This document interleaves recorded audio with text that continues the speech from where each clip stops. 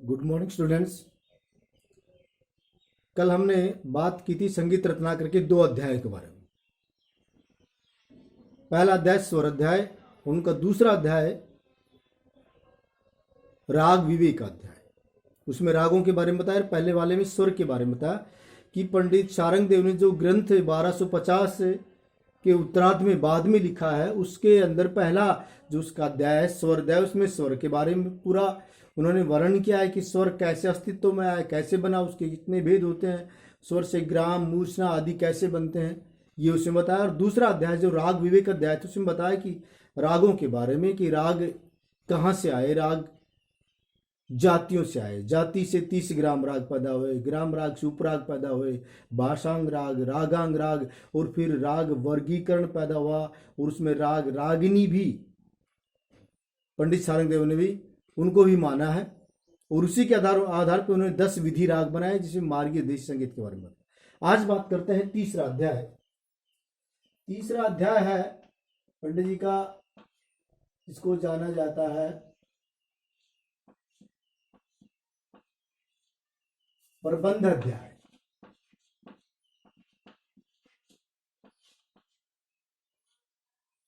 प्रबंध अध्याय, इसमें हम अध्याय शब्द जोड़ देते तो आ की मात्रा लग जाएगी, और कोई विशेष बात नहीं है। ये आ इसमें तो प्रबंधाध्याय हो जाता है। प्रबंध अध्याय में पंडित जी ने क्या बताया है, उन्होंने इस अध्याय में बताया कि निबद्ध गान और अनिबद्ध गान। निबद्ध गान क्या होता है? वह गायन जो लय और ताल में बंधा हुआ होता है, वह निबद्ध गायन कहलाता है। और जो लय ताल में बंधा हुआ ना हो, अर्थात ताल में बंधा हुआ ना हो, उसे अनिबद्ध गान कहते हैं। इस प्रबंध अध्याय में उन्होंने बताया कि निबद्ध गान, अनिबद्ध गान, उसके भेद, उसकी धातु और उसके सभी अंगों का वर्णन किया है। उनके अनुसार निबद्ध गान जो ताल में बंधा हुआ हो और ताल सहित, इसमें कहा जाता है निबद्ध गान कौन सा होता है? जो ताल सहित हो। और अनिबद्ध गान कौन सा कहा जाता है? जो ताल रहित हो। देखिए, सहित और रहित में कितना विशेष बात है। ताल के साथ हो तो निबद्ध गान, और ताल के बिना हो तो अनिबद्ध गान बन जाता है। ये उन्होंने इस अध्याय में बताया है। साथ में उन्होंने कहा कि पहले वस्तु, रूपक और प्रबंध, ऐसे गायन चलन में थे जिनमें श्रेष्ठ प्रबंध को माना गया है। प्रबंध के ही 2 भाग होते हैं, निबद्ध गान और अनिबद्ध गान। इस अध्याय में उन्होंने गाने के बारे में बताया कि कौन सा गायन श्रेष्ठ होता है, वस्तु, रूपक, प्रबंध। तो प्रबंध गायन के अंतर्गत निबद्ध गान और अनिबद्ध गान आते हैं, इसलिए इस अध्याय का नाम उन्होंने प्रबंध अध्याय रखा है। इस अध्याय में सिर्फ इतना ही वर्णन मिलता है। इससे आगे वाला जो अध्याय है, उस अध्याय का नाम ताल अध्याय है। ताल की परिभाषा में ही बहुत सी बात आ जाती है। और रही पंडित शारंग देव की बात, तो उन्होंने क्या कहा है ताल अध्याय के बारे में। उन्होंने पहले तो ताल का सब वर्णन किया कि ताल में क्या क्या होते हैं। ताल में खाली, सम, काल, अंश, क्रिया, विभाग, और सभी उसका जो ताल के अंदर प्रयोग किए जाते हैं, सभी अंगों का वर्णन किया। ताल में क्या क्या होता है। ताल में मात्राओं के बारे में भी उन्होंने अच्छे से बताया है। लेकिन उनका एक मानना था कि ताल क्या है। उनका मान था कि ऐसी रचना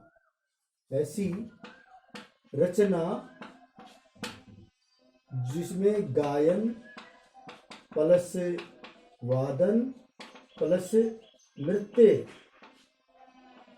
प्रतिष्ठित हो। प्रतिष्ठित बोला उन्होंने, प्रतिष्ठित हो। वह उन्होंने बताया कि कोई भी जिस रचना में गायन, वाद्य, नृत्य प्रतिष्ठित हो, ताल माना गया। यहाँ पर उन्होंने ताल का मतलब क्या माना है? ताल का मतलब जैसे तल धातु से बना हुआ है, आधार से बना हुआ है।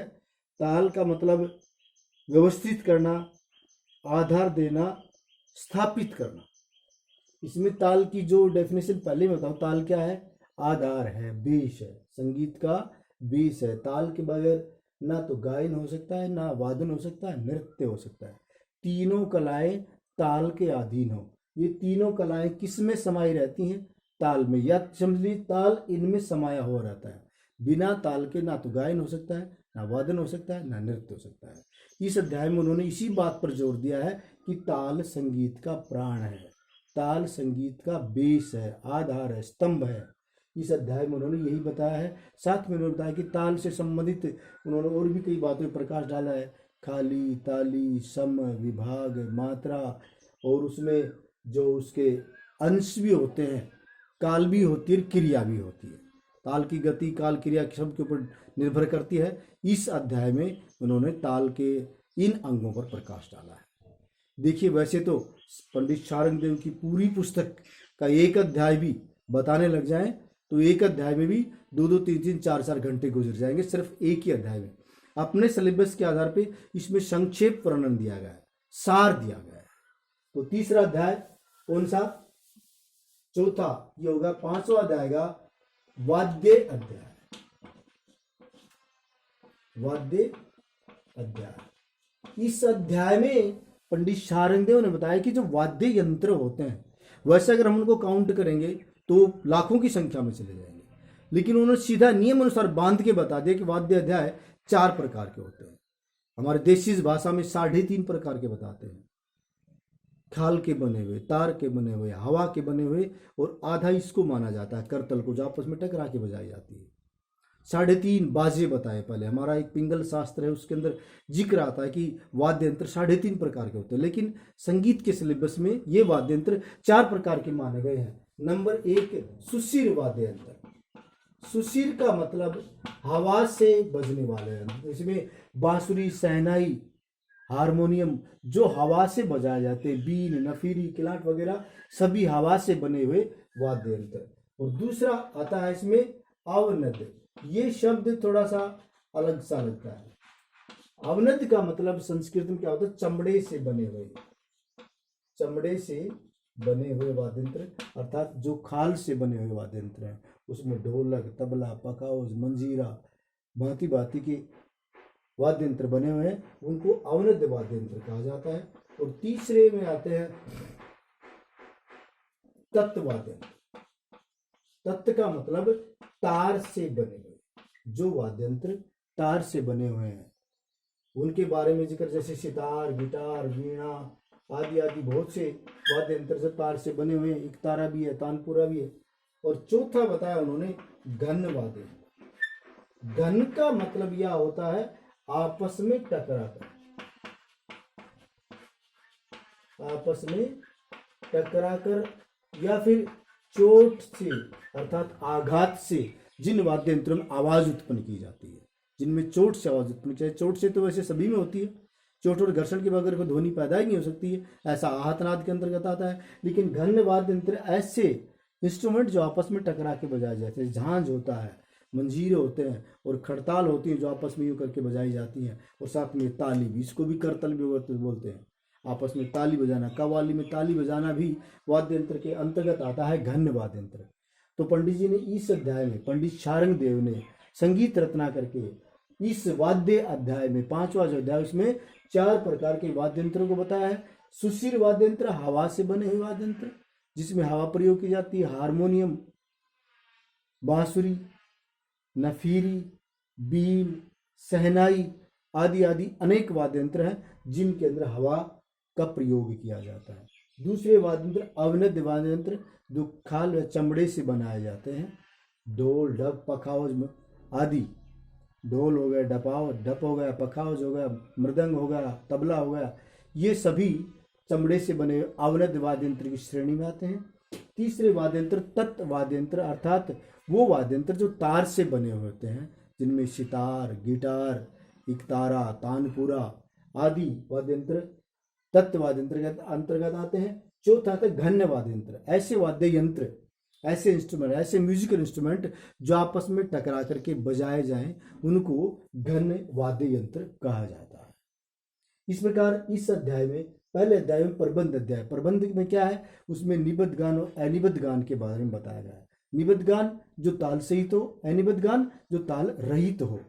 पहले वस्तु प्रबंध, वस्तु रूपक और प्रबंध, तीन तरह के गायन थे जिसमें प्रबंध को श्रेष्ठ माना गया है। इसलिए इस अध्याय में प्रबंध के बारे में बताया गया। प्रबंध के दो भाग होते हैं, निबद्ध गान और अनिबद्ध गान, जो ताल में बंधा और जो बिना ताल के गाया जाए, ताल रहित। तो बहुत से गाने ऐसे होते हैं जिसमें ताल का प्रयोग नहीं होता, जो सीधे दोहे के रूप में, सोरठा के रूप में, जैसे आपने कई गाने और सुने होंगे जिनमें शुरुआत में ताल का प्रयोग नहीं किया जाता, सिर्फ गायक की आवाज होती है। इस तरह जब जीरो दिया मेरे भारत ने, मेरे भारत ने, मेरे भारत ने, ये जो लाइनें हैं इस गाने की, इसमें ताल का प्रयोग नहीं किया गया है, अकेला गायक बोल रहा है। इसको निबद्ध गान कहा जाएगा। और निबद्ध गान जिसमें बाद में ताल के साथ सब वाद्य यंत्र बजने शुरू होते हैं, वो निबद्ध गान होता है। दूसरा अध्याय ताल अध्याय। इसके अंदर उन्होंने बताया गायन वादन सभी ताल के अंदर समाहित है, ताल के अंदर प्रतिष्ठित है। प्रतिष्ठित का मतलब शिक्षित है, उसी के अंदर, उसी का आधार है। ताल के आधार के बगैर कोई भी गायन वादन नृत्य नहीं हो सकता। इस अध्याय में उन्होंने ताल के सभी अंगों का वर्णन किया है, जिसमें खाली, ताली, वाग, मात्रा, शम आदि के बारे में पूरा विवरण दिया गया है ताल अध्याय में। इसको हेडिंग बना के जो मैं बोल रहा हूँ वो बातें आपको लिखनी है।